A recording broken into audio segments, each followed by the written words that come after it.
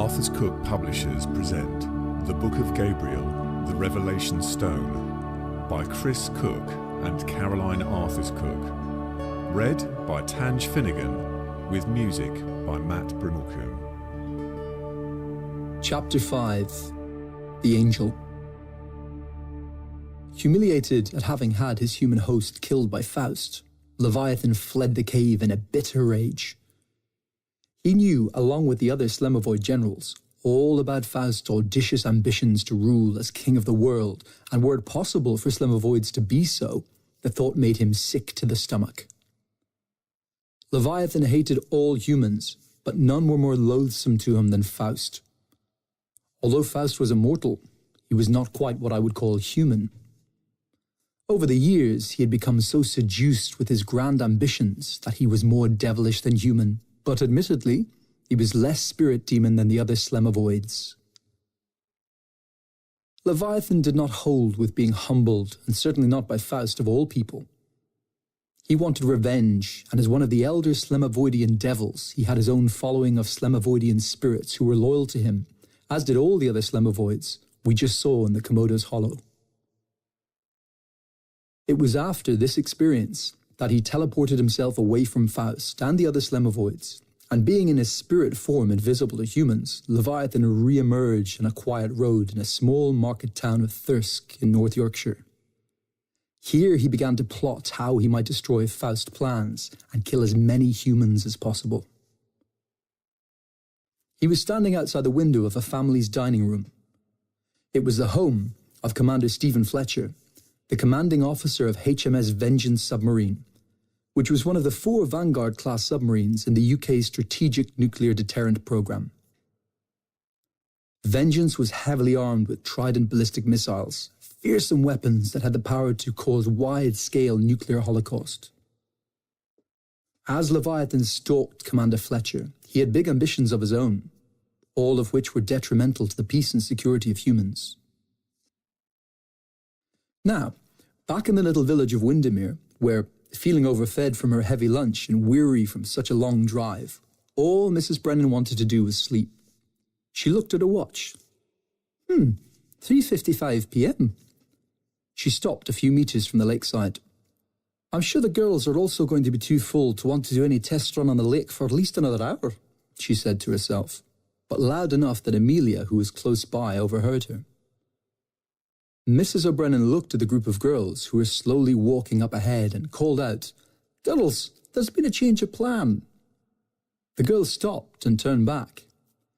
"I've a little matter of some urgency back at the hotel which I should like to attend to. I would suggest that you all take this opportunity to have a good look around and familiarise yourselves with the area, but do not go out onto the lake. I should be an hour or so." She paused before glancing at Amelia. "Please stay out of trouble, Amelia," she said as she turned around and began to walk back towards the rubber duck. The last thing that Amelia wanted was to go on a familiarization excursion with the other girls, and she assumed that they did not want to have her hanging around with them either. She waited long enough for Mrs. O'Brennan to enter the rubber duck, then decided to turn to her left off the path that they had been walking on, venturing instead onto a thin dirt trail that led up a hill through a thicket into a large meadow. Amelia felt so relieved to be alone, and the surroundings were so much calmer and so inviting, that she continued to stroll in the same direction, taking in the fresh air and admiring the beautiful landscape all around her.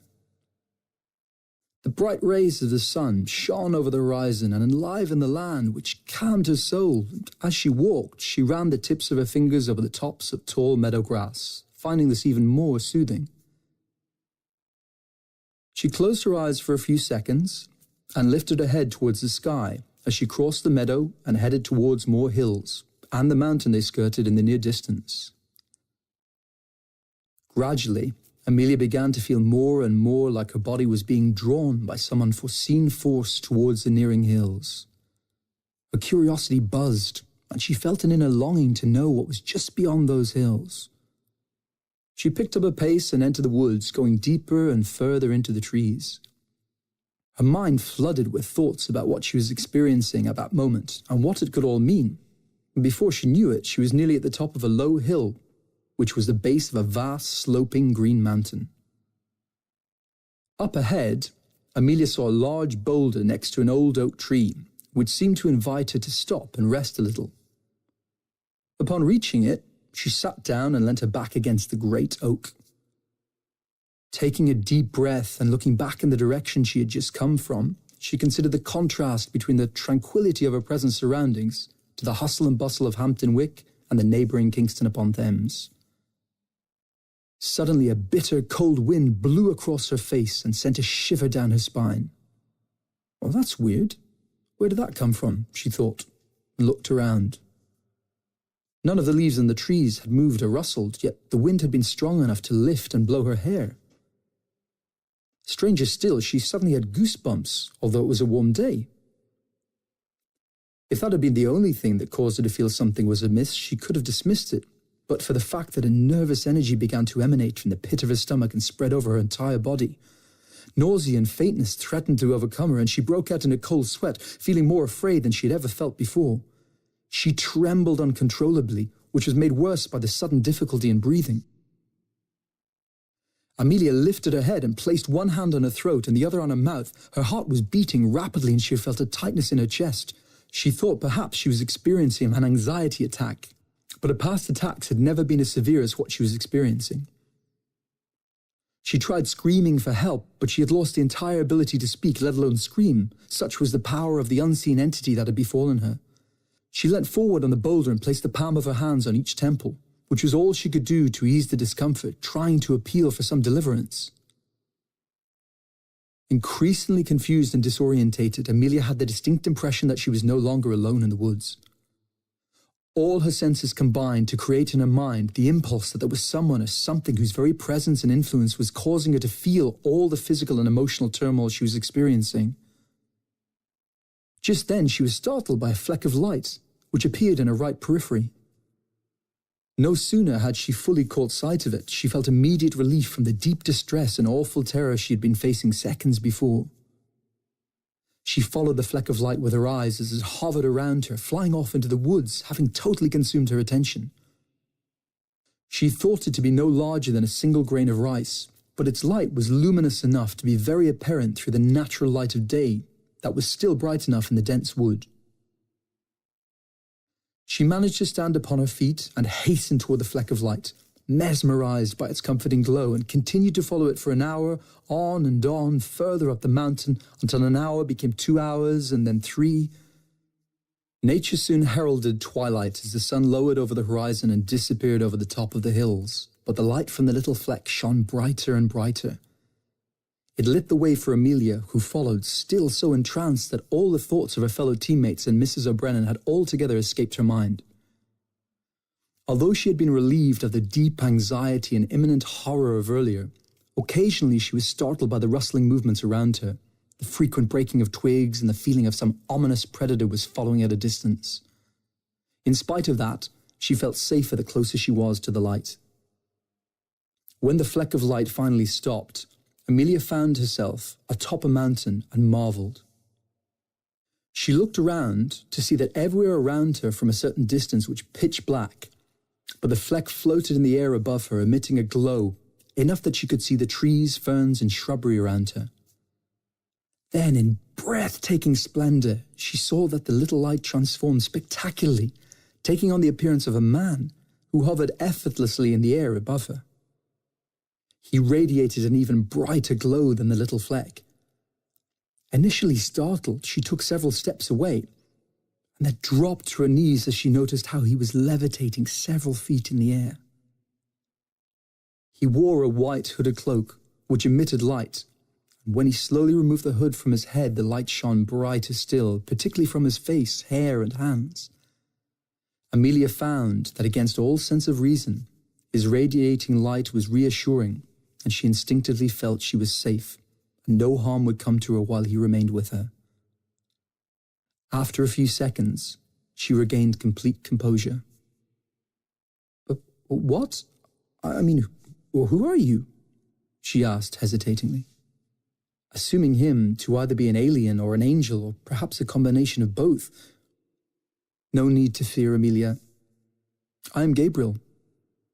I said, and gave her a moment to gather her thoughts, then explained. I have been sent to deliver a crucial message to you, as well as present you with a vital mission. Wait, Gabriel? As in the angel? Yes, Amelia, I interrupted and smiled. Considering that perhaps she was dreaming, she stood up and stared at me intensely. I paused once more to give Amelia a chance to compose her thoughts and to figuratively pinch herself and realize that she was not dreaming or having an out-of-body experience. It has always been interesting for me to observe that no human has ever seen me, or anyone of my kind, without seriously doubting that they were seeing us at all. And this is the irony of human faith. As a race, humans desperately desire to see proof of the existence of angels such as myself, but at the moment they have the experience, they would doubt what they were seeing. Mission? She muttered as she was still looking at me. Amelia, you have just come under attack by 7 spirit demons, sent by a very evil man who sometimes goes by the name of Adrian Faust. You will soon come to know all about him and why he does not want you and I to meet. I have much to tell you. Now, those 7 demons are a race of devils, called the Slemevoids. They fled as soon as they saw me, but they will be back, and I'm afraid to say they are very dangerous.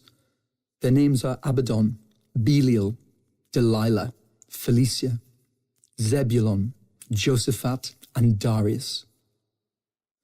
At times, they take possession of human bodies, and they gained great fame in the New Testament for their exploits, opposing the great Messiah himself.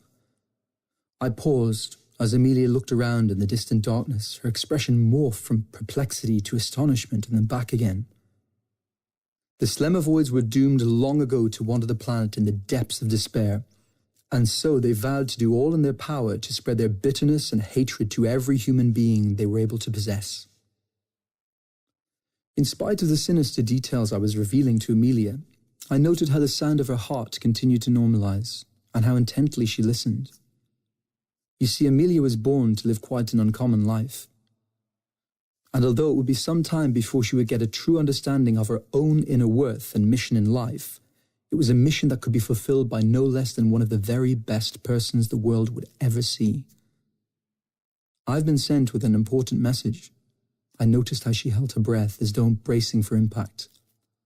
Amelia, you have been chosen, even from before you were born, to help save the world from the forces of the evil Slemevoids. And your true name is Nemria. Nemria? What me? Said Amelia, more abruptly than she had intended. How is this possible? This encounter with Amelia was very similar to the one I had with Mary, the Blessed Virgin, over 2,000 years earlier. Initially, she also struggled with believing the message I delivered to her. However, like Amelia, Mary was chosen and sent to earth with a very special mission. I observed how, after I had given her the remarkable insight into her true self and life's mission, she humbly accepted it and performed that most important errand with extraordinary strength and meekness. But how can this be happening? I'm not an exceptional person in any way. Amelia looked down and muttered, more to herself than to me. She began to cry. You see, Nemria, one of the greatest difficulties humans face is that you have no real comprehension of your worth, I explained as she lifted her head to look at me. Yes, the fact is everyone is special, but you particularly so, since you were chosen to sit as one of the 24 guardians of earth who have come down through the ages. St. John, the Revelator, saw a vision before this world was.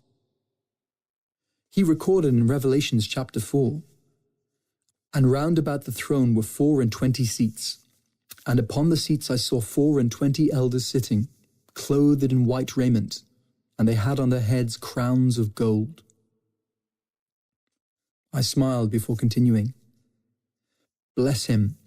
It was some times later that John discovered he himself was one of the 24, whom he had seen in the same vision.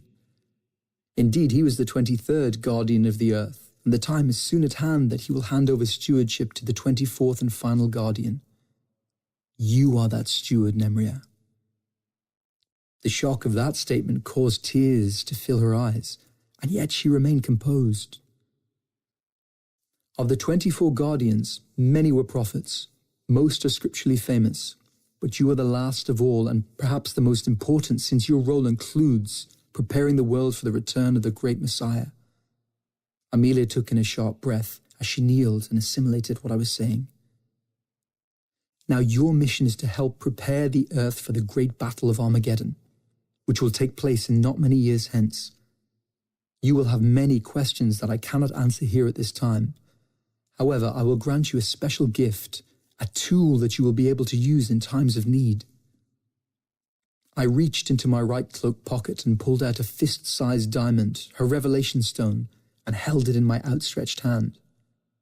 Amelia's eyes opened in amazement as she focused on it sitting in the palm of my hand. Is that a diamond? Indeed it is. It must be the largest, most glorious diamond in the history of the world, she gasped, her mouth gaping open, wiping the tears from her eyes. This is no ordinary diamond. It is the revelation stone, the key of all knowledge. This one is your own Nemria. If you ask genuine questions, it will reveal the answers to you, but they must be crucial questions. Now, another thing you must know is that you have many hidden talents of which you are unaware, but will develop as time goes by. As Amelia took the revelation stone from me, she was stunned by how weightless it was. It radiated light, and she observed the tiny spectrums of refracted light within its facets, and gradually became aware of the gentle tremor exuding from the tips of her fingers and the palms of her hands into her arms and through the rest of her entire body. She felt invigorated and knew that she would never quite be the same again. You were experiencing what happens when a revelation stone connects with its owner for the first time. She nodded back at me, then stared at it, awed at what she held in both her hands. While admiring its brilliance, she noticed an inscription in an unknown script which she yet lacked the ability to decipher. "What does the inscription say?" she asked eagerly. "I do not know. It is your revelation stone, and its inscription can only be discerned by you." "But I don't understand it," she responded, peering at the elegant calligraphy. "You will one day, at a time when its message will have a greater impact and meaning to you. There are countless revelation stones, and no two are the same. They are reserved, one for every single person who ever lived or who will ever live on earth." I sighed and continued. "Even so, it is a sad fact that some will never receive theirs." "That's such a shame." She shook her head. Considering the stone once again, she continued, "So I just speak to it and it will tell me the answer to any questions I have?" She looked up at me, awaiting my confirmation. "Indeed, that's the general idea, to speak or to think of the question you need answering. As time goes by, you will discover which questions you can have answered and which ones you would have been better off not asking. For instance, there are past events you can travel to and observe, but take heed, some answers will be hard to accept. With regard to future events, except rare moments where danger is imminent, for instance, most future experiences are withheld from your view. You see, Amelia, life is a test, and in spite of your role as guardian, you are still expected to walk by faith." Amelia looked at a stone again, and her brow furrowed. "If I am as important as you say, won't the devils, what do you call them, the Slemevoids? Slemevoids. Yeah, them. Won't they try to stop me? I mean, how will I keep the diamond safe and my mission a secret?" "It's a good question. While you are strictly forbidden to reveal your true identity or show your revelation stone to anyone, there are exceptions to that rule. You will know when, and you can trust this information. Just remember that you are never truly alone, and there will always be help nearby, especially now that you have your revelation stone." I sighed before continuing. "With that said, and before I bid you farewell, I have one last gift." I stretched out my right hand and touched her on the top of her head. The immediate effect was that her senses became vastly magnified, and she suddenly became aware of everything around her, every sound, sight, taste, smell, and touch. She was all at once happier and at greater peace than she had ever been before.